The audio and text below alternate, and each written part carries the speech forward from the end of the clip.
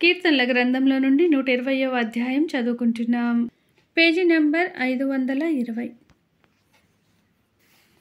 నా శ్రమలో నేను యెహోవాకు మొర్రపెట్టితిని, ఆయన నాకు ఉత్తరమిచ్చెను.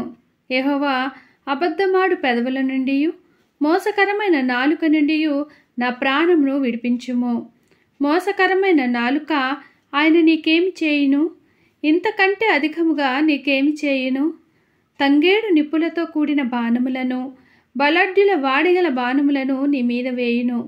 అయ్యో, నేను మెషెకులో పరదేశినయ్యున్నాను. కేదారు గుడారముల యొద్ద కాపురమున్నాను.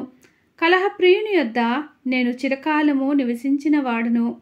నేను కోరునది సమాధానమే, అయినను మాట నా నోట వచ్చిన తోడనే వారు యుద్ధమునకు సిద్ధమగుదురు.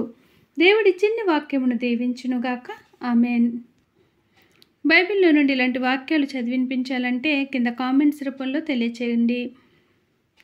ఈ కీర్తనల గ్రంథం చదవడం మీకు నచ్చినట్లయితే ప్లీజ్ లైక్ చేయండి, షేర్ చేయండి, సబ్స్క్రైబ్ చేయండి. దేవుడు మన అందరికీ తోడైండునుగాక. ఆమెన్.